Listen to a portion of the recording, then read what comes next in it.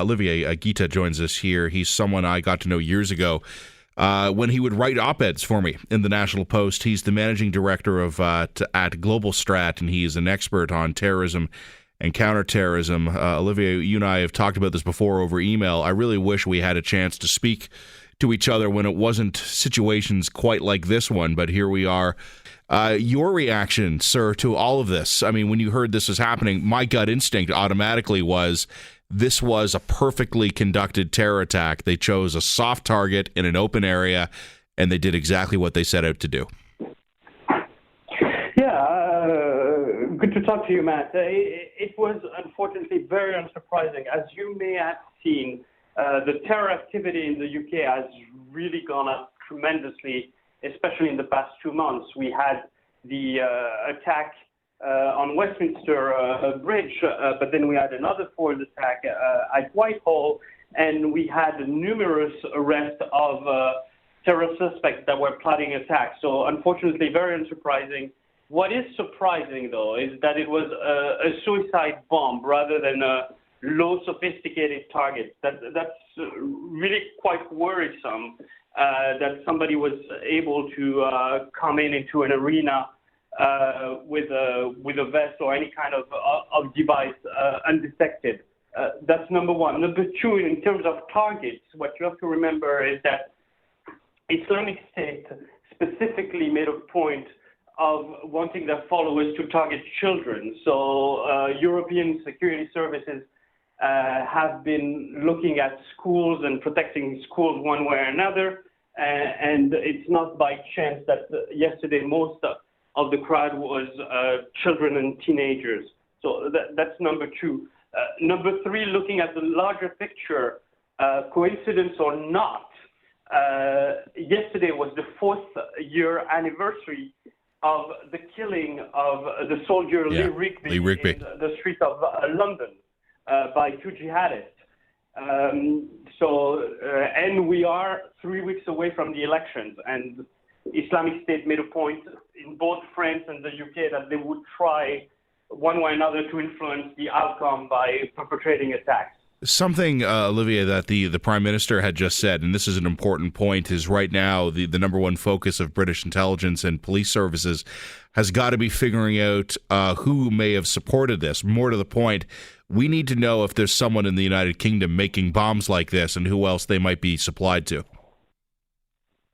Yes, very much so. But we know, going back to even the 1990s, the UK has been at the center of the jihadist world, if you will. London was dubbed Londonistan back in the 90s by the French security services, since there were so many jihadists roaming the streets free.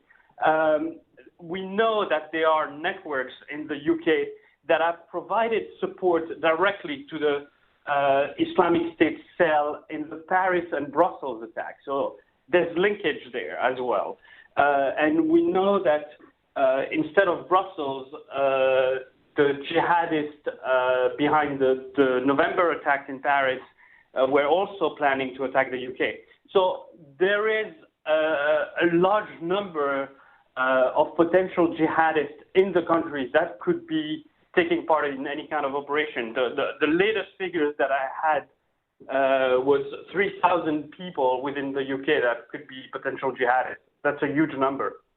Olivier, what do you expect the response to be? As of right now, the terrorist threat level for Britain is already at severe. I know London Mayor Sadiq Khan has said that Londoners can expect at least much more of a police presence on the streets. How do you expect Manchester to react, as well as the greater UK at large?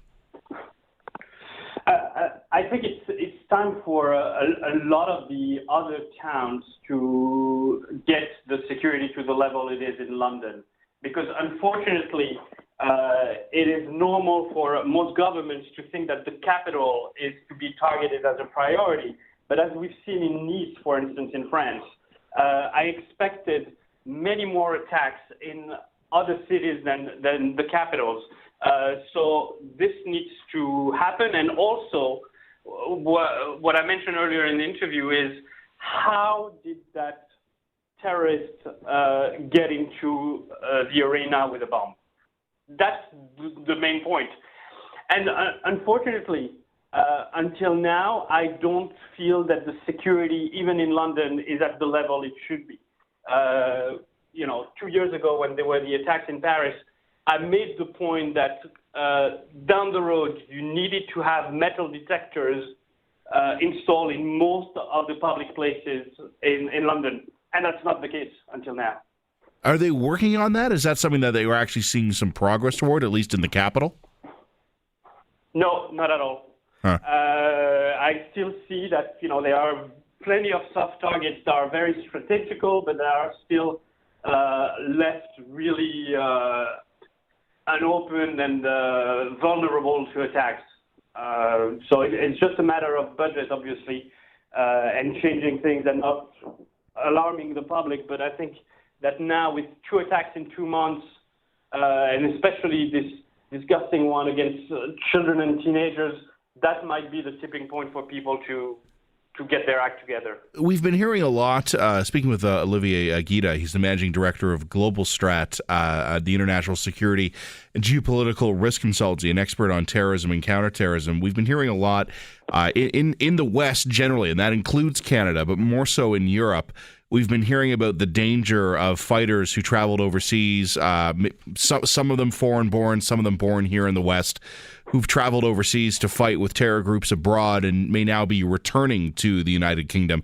The Prime Minister in her press conference just said that they are aware of the identity of the suicide bomber. They haven't said yet who he is. They haven't provided that identity, but the police apparently are familiar with it.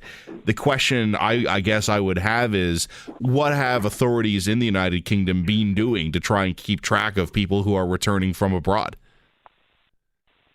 Okay, a couple of points that are good to get at. The first one, yes, returning jihadists are probably a problem, but maybe less so than homegrown jihadists or lone wolves. In terms of numbers, officially the UK had 850 citizens that traveled to join Islamic State in Syria and Iraq, and officially about 300 have returned. 300 people to monitor 24/7 requires 9,000 people. So that's something that they don't have in terms of manpower, and that's what I was talking about regarding budget. Yes, the authorities can do whatever they want, but they have to make a choice who they're going to follow. So I can assure you that those 300 are not monitored 24/7. They have to make sure that their intel is on such guy or another guy. And if they miss, then that's the problem, and that's maybe what happened yesterday. But I would be much more willing to think that it could be homegrown jihadists rather than a returning jihadist. And that's where, the numbers and the problem add up, is that we're looking at potentially 3,000 people within the UK that could carry out a terror attack. So that's 90,000 officers, which they don't have at all. So you need to rely on intelligence, on building networks and penetrating networks and getting to the communities and getting as much as possible information from the inside. Remember that the attack that was foiled just a few weeks ago in Whitehall was foiled because one of the family members of the jihadist came forward to the security services and gave them the info. If it weren't for that, we would have had a second attack in London last month. So that's what they need to be doing. But it's a long time to get, penetrate networks, and both the UK and the US have really privileged electronic intelligence rather than human intelligence. And now they're paying the price for that. Olivier, thanks so much for your time this morning. Really appreciate it. Thank you. Bye-bye. Olivier Guida joining us there, Managing Director at Global Strat, an international security and geopolitical risk consultancy group. He's an expert on terrorism and counterterrorism.